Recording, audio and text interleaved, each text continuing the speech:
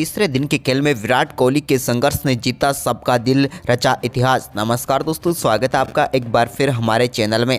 दोस्तों, भारत और south Africa के बीच पहले टेस्ट मुकाबले के तीसरे दिन का खेल खेला गया, जहां पर टीम इंडिया की तरफ से विराट कोहली का संघर्ष देखकर हर कोई उन्हें सलाम कर रहा है।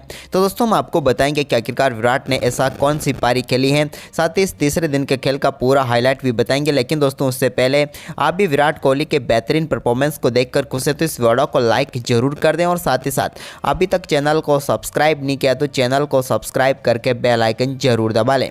तो चलिए दोस्तों, जानते हैं तीसरे दिन के खेल का पूरा हाईलाइट शुरुआत से कि आखिरकार किस प्रकार से इस मुकाबले में विराट कोहली का संघर्ष देखने को मिला। तो दोस्तों, आज तीसरे दिन का खेल शुरू हुआ तो एक बार फिर साउथ अफ्रीका की टीम की तरफ से शुरुआत करने उतरे मार्को यंसन, तो उनके साथ थे शतकवीर डीन एल्गर।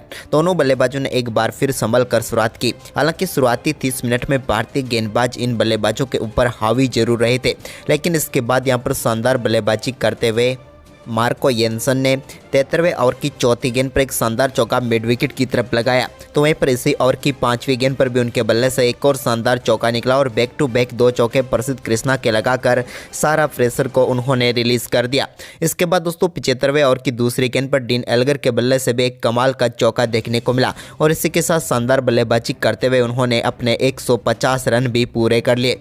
कमाल की बल्लेबाजी रही डीन एल्गर की, लेकिन दोस्तों 150 रन बनाने के बाद भी उनका बल्ला चलता रहा और उनके बल्ले से एक और शानदार चौका यहां पर कट शॉट के जरिए देखने को मिला, जहां पर भाग्यशाली जरूर रहे एल्गर, लेकिन उन्हें एक और शानदार चौका मिला।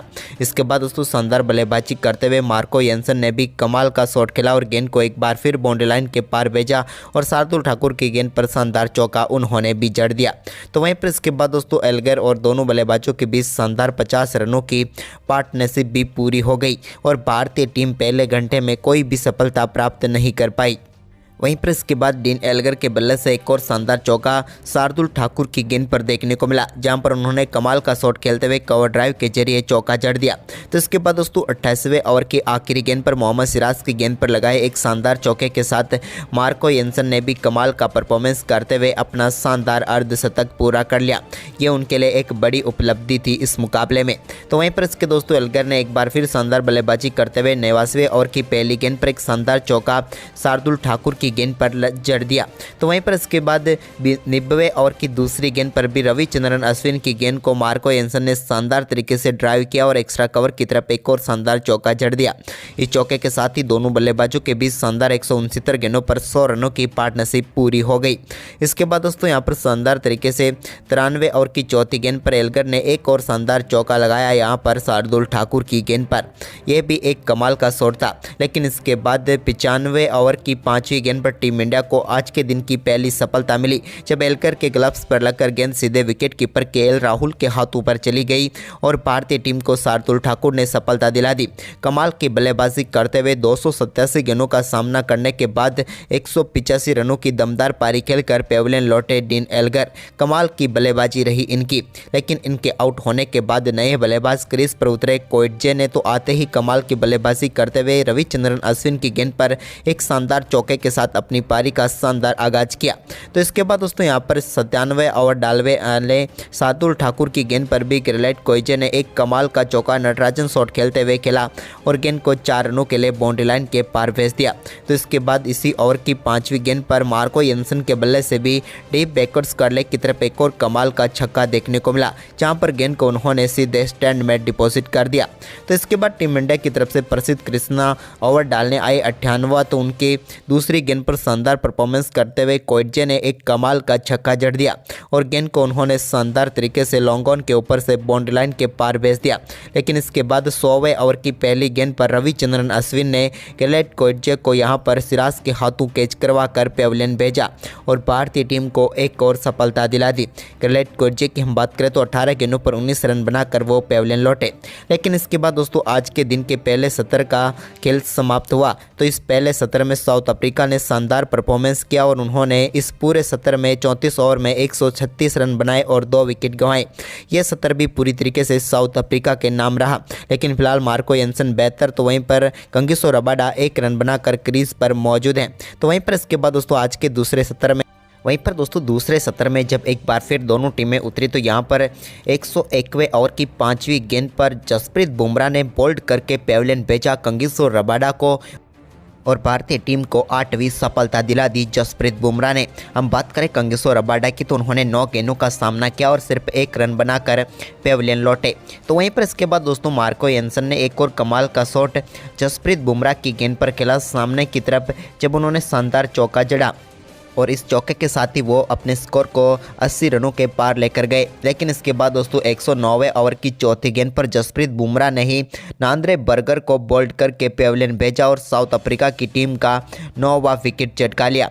वहीं पर इसके बाद दोस्तों साउथ अफ्रीका के कप्तान तेम्बा बाउमा फिट नहीं थे तो वो बल्लेबाजी करने नहीं आए। तो यहाँ पर पूरी साउथ अफ्रीका की टीम 408 रनों पर ऑल आउट हो गई और 163 रनों की बढ़त लेने में कामयाब हुई साउथ अफ्रीका की टीम। वहीं पर दूसरी पारी में भारतीय टीम की तरफ से पारी की शुरुआत करने उतरे रोहित शर्मा और यशस्वी जायसवाल। इस बार तो उम्मीद थी कि ये दोनों टीम को शानदार शुरुआत दिलाएंगे, जिसका आगाज भी हुआ जब दूसरे ओवर की दूसरी गेंद पर नांद्रे बर्गर के एक बेहतरीन चौका कवर की तरफ लगाया यशस्वी जायसवाल ने। लेकिन दोस्तों इसके बाद जब उनसे एक और शानदार परफॉर्मेंस की उम्मीद थी कप्तान रोहित शर्मा से, लेकिन ऐसा नहीं हुआ और तीसरे ओवर की तीसरी गेंद पर कंगिसो रबाडा ने रोहित शर्मा को क्लीन बोल्ड करके पेविलियन भेजा और पहली सफलता दिला दी साउथ अफ्रीका की टीम को। रोहित शर्मा इस गेंद को बिल्कुल भी समझ नहीं पाए और कंगिसो रबाडा ने उनकी गिल्लियां उड़ा दी। उन्होंने 8 गेंदों का सामना किया और इस मुकाबले में वो अपना खाता भी नहीं खोल पाए। इसके बाद दोस्तों यहाँ पर कंगिसो रबाडा ने शानदार गेंदबाजी जारी रखी, लेकिन इसी बीच 5वें ओवर की तीसरी गेंद पर शुभमन गिल ने कंगिसो रबाडा की गेंद पर एक बेहतरीन चौका जड़ दिया और गेंद को बाउंड्री लाइन के पार भेजा मिड विकेट की तरफ। तो वहीं पर इसके बाद इसी ओवर की 5वीं गेंद पर एक और शानदार चौका मिड विकेट की तरफ ही देखने को मिला शुभमन गिल के बल्ले से। यह भी उनके बल्ले से निकला हुआ एक और कमाल का शॉट था। लेकिन इसके बाद दोस्तों 6वें ओवर में शानदार वापसी करवाई टीम की नांद्रे बर्गर ने और यहां पर यशस्वी जायसवाल को विकेट कीपर वेरेना के हाथों कैच कराकर पेविलियन भेज दिया और एक और सफलता यहां पर मिल गई यशस्वी जायसवाल के रूप में साउथ अफ्रीका की टीम को और नांद्रे बर्गर ने उन्हें पेविलियन भेज दिया। यशस्वी ने 18 गेंदों का सामना किया और 5 रन बनाकर पेविलियन लौटे। वहीं पर इसके बाद दोस्तों नए बल्लेबाज विराट कोहली क्रीज पर उतरे, लेकिन इसी बीच 7वें ओवर की पहली गेंद पर एक और शानदार चौका देखने को मिला शुभमन गिल के बल्ले से, जब उन्होंने स्ट्रेट ड्राइव के जरिए गेंद को 4 रनों के लिए बाउंड्री लाइन के पार भेजा। तो वहीं पर इसके बाद नांद्रे बर्गर के ओवर में भी उनके बल्ले से एक और शानदार चौका देखने को मिला। 10वें ओवर की चौथी गेंद पर एक और शानदार चौका शुभमन गिल ने जड़ दिया। तो इसके बाद विराट कोहली ने भी अपना खाता 12वें ओवर की पहली गेंद पर मिड ऑफ की तरफ एक शानदार चौका लगाकर अपनी पारी का शानदार आगाज कर दिया। तो वहीं पर इसके बाद विराट का शानदार परफॉर्मेंस आगे भी जारी रहा और मार्को एंसन के इसी ओवर की चौथी गेंद पर भी उनके बल्ले से एक और शानदार चौका देखने को मिला। इस बार कवर पॉइंट की तरफ विराट कोहली ने कमाल का शॉट खेला और गेंद को बाउंड्री लाइन के पार भेज दिया। तो इसके बाद 13वें ओवर की 5वीं गेंद पर ग्रेलेट कोएजे गेंदबाजी करने आए तो उनकी गेंद पर भी स्क्वायर लेग की तरफ शानदार चौका विराट के बल्ले से देखने को मिला। यह भी एक बेहतरीन शॉट था। लेकिन इसके बाद दोस्तों शुभमन गिल बेहतरीन परफॉर्मेंस कर रहे थे और उनका शानदार परफॉर्मेंस जारी था। लेकिन इसी बीच 14वें ओवर की आखिरी गेंद पर मार्को एंसन ने उनको एक यॉर्कर गेंद पर बोल्ड करके पेविलियन भेजा और एक और सफलता यहां पर दिला दी साउथ अफ्रीका की टीम को। हम बात करें शुभमन गिल की तो 37 गेंदों पर 26 रन बनाकर वो पेविलियन लौटे। तो इसके बाद दोस्तों यहां पर 15वें ओवर की 5वीं गेंद पर ग्रेलेट कोएजे की गेंद पर विराट कोहली ने एक और कमाल का शॉट खेला ड्राइव के जरिए और इस बार उन्होंने गेंद को बाउंड्री लाइन के पार भेज दिया और एक और चौका इनके ओवर में जड़ दिया। तो वहीं पर इसके बाद 16वें ओवर की तीसरी गेंद पर भी मार्को एंसन की गेंद पर शानदार बल्लेबाजी करते हुए श्रेयस अय्यर ने एक फ्लिक शॉट के जरिए डीप स्क्वायर लेग की तरफ एक और शानदार चौका जड़ दिया। यह भी कमाल का शॉट था। लेकिन इसी के साथ चाईकाल का ऐलान भी हो गया और भारतीय टीम ने 16 ओवर में 62 रन बना लिए 3 विकेट के नुकसान पर। लेकिन भारतीय टीम अभी तक इस टेस्ट मुकाबले में एक भी 70 को अपने नाम नहीं कर पाई और तीसरे दिन के चाय के ब्रेक के समय तक भारतीय टीम 101 रन पीछे थी अभी भी। और लेकिन भारत के लिए कोहली और अय्यर क्रीज पर जरूर मौजूद थे। तो वहीं पर दोस्तों चाईकाल के बाद श्रेयस अय्यर और विराट कोहली एक बार फिर क्रीज पर उतरे। लेकिन दोस्तों यहां पर एक शानदार चौके के साथ बेहतरीन आगाज किया विराट कोहली ने और बेहतरीन चौका उनके बल्ले से देखने को मिला बिहाइंड द स्क्वायर। लेकिन इसके बाद दोस्तों भारतीय टीम को एक और करारा झटका दिया 18वें ओवर की 5वीं गेंद पर मार्को एंसन ने, जहां पर उन्होंने श्रेयस अय्यर को बोल्ड करके पेविलियन भेज दिया और एक और सफलता साउथ अफ्रीका की टीम की झोली में डाल दी। हम बात करें श्रेयस अय्यर की तो उन्होंने 12 गेंदों का सामना किया और सिर्फ 6 रन बना बनाकर वो पेविलियन लौटे। इसके बाद दोस्तों यहाँ पर विराट कोहली के बल्ले से एक कमाल का छक्का 19वें ओवर की तीसरी गेंद पर देखने को मिला, जब उन्होंने बैकहैंड से शानदार गेंद को स्क्वायर के ऊपर से 6 रनों के लिए बाउंड्री लाइन के पार भेज दिया। तो इसके बाद दोस्तों 20वें ओवर की 5वीं गेंद पर भी एक कमाल का चौका केएल राहुल के बल्ले से भी देखने को मिला, जहां पर उन्होंने शानदार तरीके से कवर पॉइंट की तरफ गेंद को 4 रनों के लिए बाउंड्री लाइन के पार भेज दिया। तो वहीं पर इसके बाद दोस्तों 21वें ओवर की पहली गेंद पर भी एक बार फिर शानदार परफॉर्मेंस करते हुए विराट कोहली ने कोरजे की गेंद को मिड विकेट बाउंड्री लाइन के पार भेज दिया और एक और शानदार चौका उनके बल्ले से देखने को मिला। तो वहीं पर इसी ओवर की आखिरी गेंद पर भी उनके बल्ले से एक और शानदार शॉट देखने को मिला और इस बार उन्होंने एक फ्लिक शॉट के जरिए बिहाइंड द स्क्वायर गेंद को 4 रनों के लिए बाउंड्री लाइन के पार भेज दिया।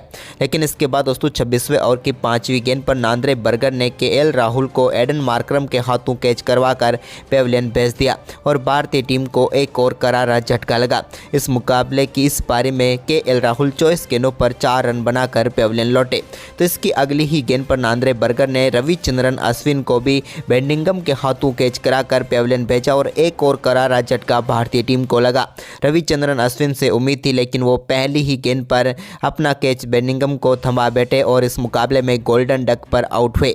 तो वहीं पर इसके बाद दोस्तों विराट कोहली ने शानदार परफॉर्मेंस करते हुए 28वें ओवर की तीसरी गेंद पर एक कमाल का चौका मिडॉन की तरफ लगाया और इस चौके के साथ ही उन्होंने शानदार बल्लेबाजी करते हुए अपना बेहतरीन अर्धशतक पूरा कर लिया। कमाल की बल्लेबाजी रही विराट की। वहीं पर इसके बाद दोस्तों शार्दुल ठाकुर अच्छी बल्लेबाजी जरूर कर सकते थे, लेकिन 29वें ओवर की तीसरी गेंद पर कंगिसो रबाडा ने उन्हें भी बेंडिंगम के हाथों ही कैच कराकर पेविलियन भेजा। शार्दुल ठाकुर ने 8 गेंदों का सामना किया और सिर्फ 2 रन बनाकर पेविलियन लौटे। इसी बीच 30वें ओवर की तीसरी गेंद पर नांद्रे बर्गर के एक कमाल का चौका विराट कोहली के बल्ले से देखने को मिला, जहां पर उन्होंने पुल शॉट खेलते हुए गेंद को 4 रनों के लिए भेजा। लेकिन इसके बाद दोस्तों 31वें ओवर की दूसरी गेंद पर विराट कोहली 2 रन लेना चाहते थे, लेकिन यहां पर उनसे गलती हुई और जसप्रीत बुमराह के रूप में भारतीय टीम ने रनआउट के रूप में एक और विकेट गंवाया। जसप्रीत बुमराह अच्छी साथ दे सकते थे विराट कोहली का, लेकिन वो रनआउट होकर पेविलियन लौटे और 5 गेंदों पर 0 पर ही वो चलते बने। इसके बाद दोस्तों 31वें ओवर की 5वीं गेंद पर कंगिसो रबाडा की गेंद पर एक और शानदार चौका विराट कोहली के बल्ले से देखने को मिला। तो इसके बाद मोहम्मद सिराज ने भी एक कमाल का चौका लगाया, लेकिन 32वें ओवर की 5वीं गेंद पर नांद्रे बर्गर ने भी मोहम्मद सिराज को भी चलता किया। वेराना ने कैच पकड़ा विकेट के पीछे और वो चलते बने। 5 गेंदों पर 4 रन बनाकर सिराज भी आउट हो गए। तो इसके बाद विराट कोहली के पास एकमात्र मौका था चौके छक्के लगाने का, तो उन्होंने 34वें ओवर की पहली व दूसरी गेंद पर 2 बेहतरीन चौके जड़े। लेकिन इसके बाद 35वें ओवर की पहली गेंद पर वो एक और बड़ा शॉट खेलना चाहते थे मार्को एंसन की गेंद पर, लेकिन कंगिसो रबाडा के कमाल के कैच ने उनकी पारी को समाप्त किया और भारतीय टीम मात्र 34.1 ओवर में ही 131 रनों पर ऑल आउट हो गई और इस मुकाबले में टीम इंडिया को एक पारी व 32 रनों से शर्मनाक हार का सामना करना पड़ा। तो दोस्तों आपके हिसाब से भारतीय टीम की हार का सबसे बड़ा कारण क्या रहा है, आप हमें कमेंट में जरूर बताएं और इस वीडियो को ज़्यादा से ज़्यादा शेयर जरूर करें। धन्यवाद।